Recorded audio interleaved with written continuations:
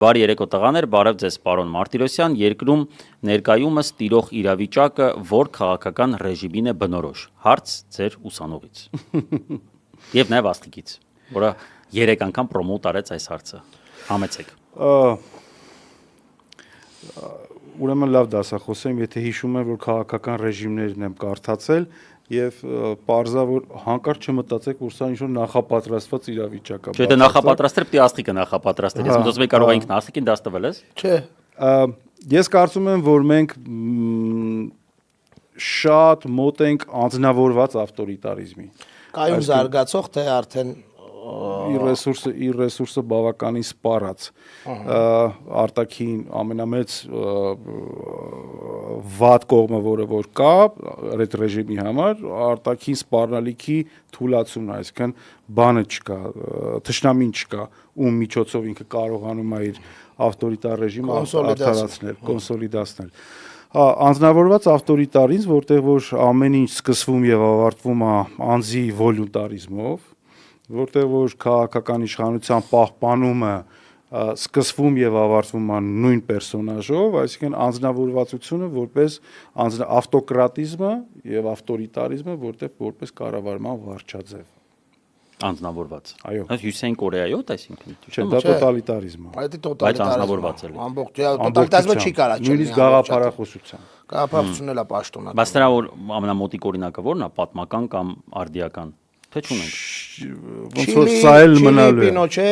Դե Պինոչետը գոնե այս տրամաբանության մեջ մի հատ գերնպատակ ուներ մաքսիմալ հավաքագրում, ինչի միջոցով ինքը ավտորիտարիզմը նույնիսկ որպես լավ էր դիտարկում, որովհետև հասարակության օգտակար գործողության գործակցի մաքսիմալ հավաքագրում արել։ Դե ու տնտեսության վրա ազդեց էդի բանը։ Հիմա մեկին մեկ սրանից չունենք էլ աշխարհում, էքսկլյուզիվ է այս Չէ, էքսկլյուզիվ չի, ինքը հենց այդ վարչաձևերին բնորոշ է ու կան շատ։ Օրինակ կենտրոնական Եվրոպայի երկրները մինչև խորհրդային միության քանդվել է այդ բանի վրա կարած։ Իդեպ ես սրան ասում եմ կայուն զարգացող ավտորիտարիզմ, որտեղ ամբողջական կոնսոլիդացիա դեռ չունի ինքը, ուժային ու մնացած աղբյուրների կոնսոլիդացիա չունի, նույնն է ուղղակի անձնավորվածը գումարած, բայց կայուն զարգացող ու ինքը անընդհատ զարգացում է։ Ուշադրություն դարձնեք հենց այդ բաներն է։ Բայց սկսվում եւ ավարտվում է պերսոնայով։ Հա, դե բնականաբար, արդեն հա։ Արդեն հա։ Չլինի պերսոնան, չի լինի։ Իդեպ 22 թվից հետո է դա տես դարել, Արցախի հայաթափումից հետո ամրացել է, տենց որտեղ մնացած աղբյուրները, որոնց վրա հենված էր, լրիվ ավարտվեցին։ Դե այն պարագայում, երբ որ կառավարիչը անցնում է ռուչնոյ կառավարման, այլ ոչ թե համակարգային, կառավարության նիստերը նայեք, ամբողջ օր ինքը դժգոհում է այն համակարգից, որը որ ղեկավարում է։ Այո։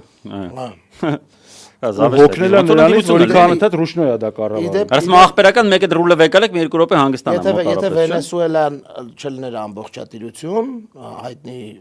Չավեսն էր, չէ՞։ Ուգո Չավեսը Վենեսուելան էր, Հա։ Ալո պրեզիդենտ հաղորդում ուներ։ Եթե չլներ ամբողջատիրություն, ինքն էլ կլներ անձնավորված ավտորիտարիզմ։ Ուղղակի այնտեղ 100%-անոց ամբողջատիրություն էր։ Իդեպ մեկ որ ասում են բռնապետություն, այդ իմ մոտ այդ բանը դիսոնանսը մի։ Իմ մոտ, հա,